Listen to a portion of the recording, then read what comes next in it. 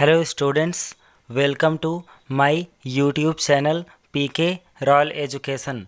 तो आज हम लोग आपके क्लास 12th की इंग्लिश के प्रोज फ्लेमिंगो बुक का चैप्टर नंबर 1 जिसका नाम है द लास्ट लेसन, इस चैप्टर के शॉर्ट आंसर्स को कवर करेंगे।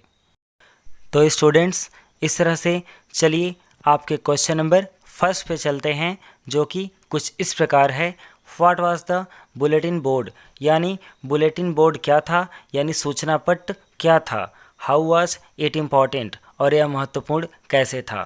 तो आपका आंसर कुछ इस प्रकार होगा।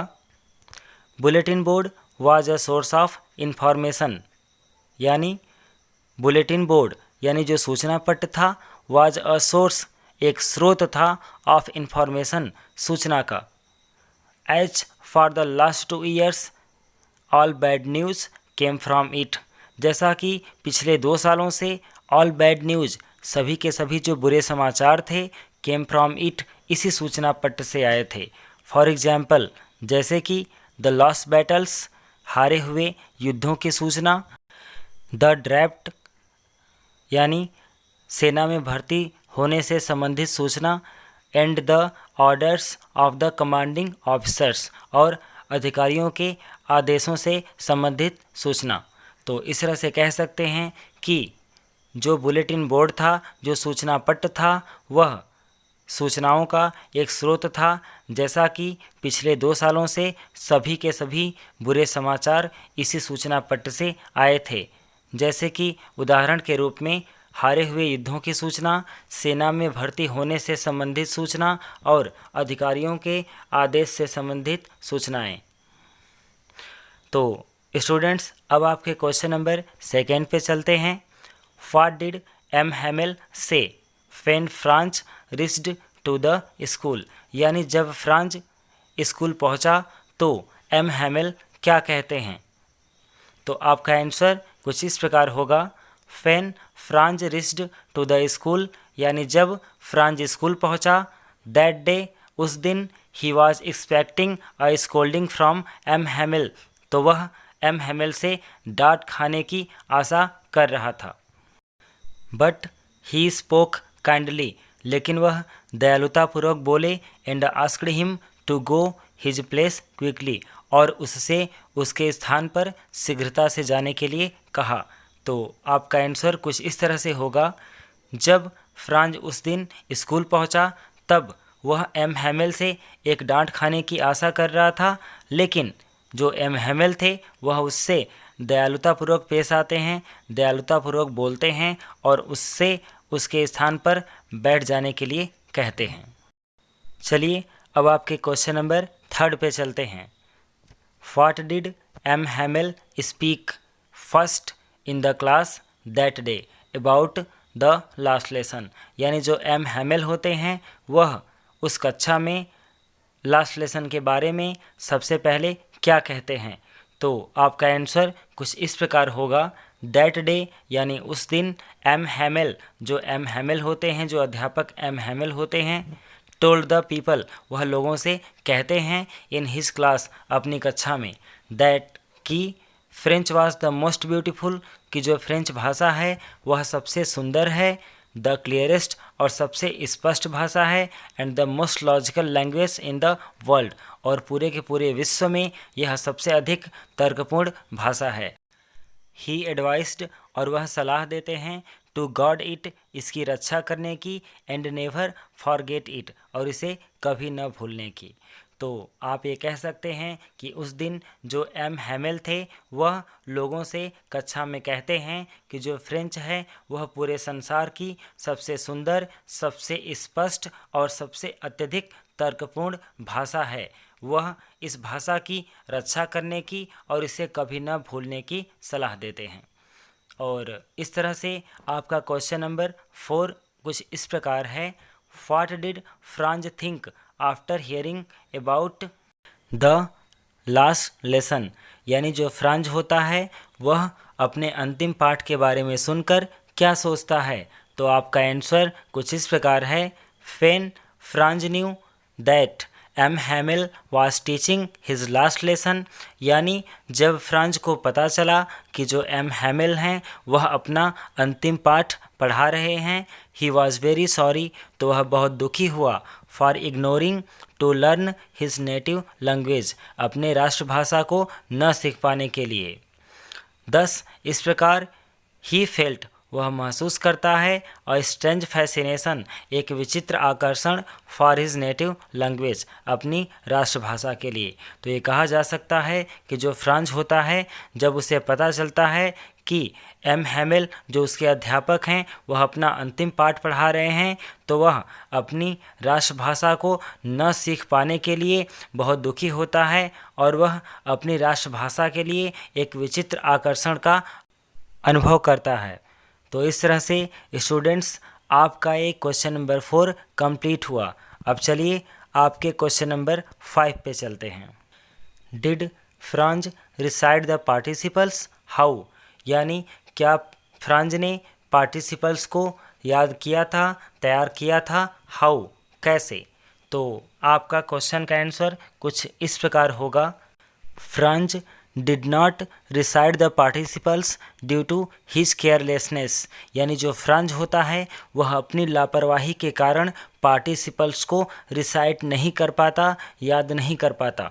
ही थॉट, वह सोचता है, he could recite his lessons, कि वह अपने पाठ को तैयार कर सकता था, याद कर सकता था, as he was able to do so, जैसा कि वह ऐसा करने में सक्षम था। तो आपका आंसर कुछ इस प्रकार होगा कि जो फ्रांज होता है वह अपनी लापरवाही के कारण पार्टिसिपल्स को याद नहीं कर पाता, और वह सोचता है कि वह अपने पाठ को याद कर सकता था, जैसा कि वह ऐसा करने में सक्षम था। तो इस तरह से आपका क्वेश्चन नंबर 5 कंप्लीट हुआ। अब चलिए आपके क्वेश्चन नंबर 6 पे चलते हैं। Whom did M. Hamel blame for the ignorance in studies? 5, यानी जो एम हैमिल होते हैं वह पढ़ाई में नज़रअंदाज करने के लिए किसको दोष देते हैं, किसको आरोपित करते हैं और क्यों। तो आपका आंसर कुछ इस प्रकार होगा, M Hamel first blamed the parents, यानी जो एम हैमिल होते हैं वह सबसे पहले माता पिता को दोष देते हैं, who preferred to send their children to work, जो कि अपने बच्चों को काम पर भेजना ज़्यादा पसंद करते थे। ही आल्सो ब्लेम्ड हिमसेल्फ, वह स्वयं को भी दोष देते हैं, बिकॉज क्योंकि he send the children to water the plants, कि वह जो एम हैमिल थे वह बच्चों को पौधों की सिंचाई करने के लिए भेज देते थे। एंड समटाइम्स, और कभी कभी, ही declared a holiday for fishing, वह कभी कभी फिशिंग के लिए यानी मछली मारने के लिए छुट्टी की घोषणा कर देते थे। तो आपका आंसर कुछ इस प्रकार होगा कि जो एम हैमिल होते हैं वह सबसे पहले बच्चों के माता पिता को दोष देते हैं, जो माता पिता अपने बच्चों को काम पर भेजना पसंद करते थे, और वह स्वयं को भी दोष देते हैं क्योंकि वह बच्चों को पौधों की सिंचाई करने के लिए भेज देते थे, और कभी कभी जब वह मछली पकड़ने के लिए जाते थे तो छुट्टी की घोषणा कर देते थे। तो इस तरह से आपका क्वेश्चन नंबर 6 कंप्लीट हुआ। अब चलिए आपके क्वेश्चन नंबर 7 पे चलते हैं। What did M Hamel say about the language and its importance, यानी जो एम हैमिल होते हैं वह इस भाषा के बारे में और इसके महत्व के बारे में क्या कहते हैं। तो आपका आंसर इस प्रकार होगा, M Hamel was a learned teacher of French language, यानी जो एम हैमिल थे वह फ्रेंच भाषा के एक विद्वान अध्यापक थे। He called it the most beautiful language of the world, और वह इस भाषा को, इस फ्रेंच भाषा को संसार की सबसे सुंदर भाषा कहते थे। देयरफॉर, इसलिए, ही आस्क्ड एवरीवन, इसलिए वह प्रत्येक व्यक्ति से प्रार्थना करते हैं, टू गॉड इट, इस भाषा की रक्षा करने की, एंड नेवर फॉरगेट इट, और इसे कभी न भूलने की। तो ये कहा जा सकता है कि जो एम हैमिल थे वह फ्रेंच भाषा के सबसे विद्वान अध्यापक थे, और वह इस भाषा को संसार की सबसे सुंदर भाषा मानते हैं। इसलिए वह प्रत्येक व्यक्ति से प्रार्थना करते हैं कि वे इसकी रक्षा करें और इसे कभी न भूलें। तो इस तरह से आपका क्वेश्चन नंबर 7 कंप्लीट हुआ। अब चलिए आपके क्वेश्चन नंबर 8 पे चलते हैं। What did Franz think about the pigeons fly, यानी जो फ्रांज होता है वह कबूतरों के बारे में क्या सोचता है और क्यों। तो आपका उत्तर कुछ इस प्रकार होगा। फ्रांज थॉट, फ्रांज सोचता है, वेदर कि क्या, they would make even the pigeons sing in German कि क्या जो जर्मन वासी हैं वह कबूतरों को भी जर्मन भाषा में गीत गाने के लिए, चहचहाने के लिए बाध्य कर देंगे। बिकॉज क्योंकि द लैंग्वेज वह जो भाषा थी, was so natural for them उनके लिए काफ़ी सरल थी, काफ़ी प्राकृतिक थी। एंड टेकिंग इट अवे और इस भाषा को छीन लिया जाना वुड नॉट बी फेयर उनके लिए अच्छा नहीं था। यानी फ्रांज ने सोचा कि जो जर्मन वासी हैं वह कबूतरों को भी जर्मन भाषा में गीत गाने के लिए बाध्य कर देंगे, क्योंकि जो फ्रेंच भाषा थी उनके लिए काफ़ी सरल थी और काफ़ी प्राकृतिक थी, और उस भाषा को उनसे छीन लिया जाना बिल्कुल भी अच्छा नहीं था। तो इस तरह से आपका एक क्वेश्चन नंबर 8 कंप्लीट हुआ। अब चलिए आपके क्वेश्चन नंबर 9 पे चलते हैं, जो कि कुछ इस प्रकार लिखा हुआ है। What did M Hamel observe there at last, यानी जो एम हैमेल होते हैं वह वहाँ पर अंततः क्या गौर करते हैं, क्या महसूस करते हैं। तो आपका आंसर कुछ इस प्रकार है। At last M Hamel was gazing first at one thing then at another, यानी अंततः जो एम हैमेल होते हैं was gazing first at one thing, वह सबसे पहले एक वस्तु को एक टक देखते हैं, देन एट अनदर तब वह दूसरी वस्तु को एक टक देखते हैं। एज इफ़ मानो he wanted to fix in his mind कि वह सारी की सारी चीज़ों को अपने मस्तिष्क में स्थिर कर लेना चाहते हों। जस्ट हाउ ठीक उसी तरह से जैसे कि एवरीथिंग प्रत्येक वस्तु लुक्ड यानी दिखाई पड़ती थी in that little school room उस छोटे से कमरे में। यानी ये कहा जा सकता है कि जो एम हैमेल होते हैं वह एक वस्तु को फिर दूसरी वस्तु को देखते हैं, और वो इस तरह से इन सारी चीज़ों को देखते हैं जैसे कि सभी की सभी चीज़ों को वह अपने मस्तिष्क में स्थिर कर लेना चाहते हों, बैठा लेना चाहते हों, ठीक उसी रूप में जिस रूप में सारी की सारी चीज़ें उस कक्षा में दिखाई पड़ रही थीं। तो चलिए अब आपके क्वेश्चन नंबर 10 पे चलते हैं। What happened when church clock struck 12, यानी क्या हुआ जब चर्च की घड़ी ने 12 बजाए। तो आपका आंसर कुछ इस प्रकार होगा।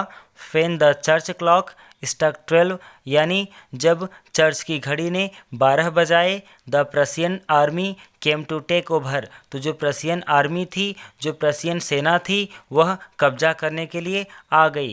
एट दैट टाइम, और उस समय जो एम हैमेल होते हैं स्टूड अप खड़े हो जाते हैं, टू टेल समथिंग कुछ कहने के लिए, बट ही कुड नॉट, लेकिन वह कुछ कह नहीं पाते हैं। फाइनली अंततः ही रोट, वह लिख देते हैं, एज लार्ज उतना बड़ा, एज ही कुड जितना बड़ा वह लिख सकते थे, विवे ला फ्रांस, यानी अलविदा फ्रांस। तो ये कहा जा सकता है कि जब चर्च की घड़ी ने 12 बजाए तो जो प्रशियन सेना थी वह कब्जा करने के लिए आ गई, और उसी समय जो एम हैमेल होते हैं वह कुछ कहने के लिए खड़े हो जाते हैं, लेकिन वह कुछ बोल नहीं पाते हैं, और अंततः वह ब्लैक बोर्ड पर उतना बड़ा लिख देते हैं जितना बड़ा वह लिख सकते थे, फ्रांस अलविदा। तो इस तरह से स्टूडेंट्स आपका ये क्वेश्चन नंबर 10 भी कंप्लीट हुआ। तो स्टूडेंट्स यदि आपको हमारा वीडियो पसंद आया तो आप इसे लाइक करें, शेयर करें और हमारे चैनल को सब्सक्राइब करें, और आपको हमारा वीडियो देखने के लिए बहुत बहुत धन्यवाद।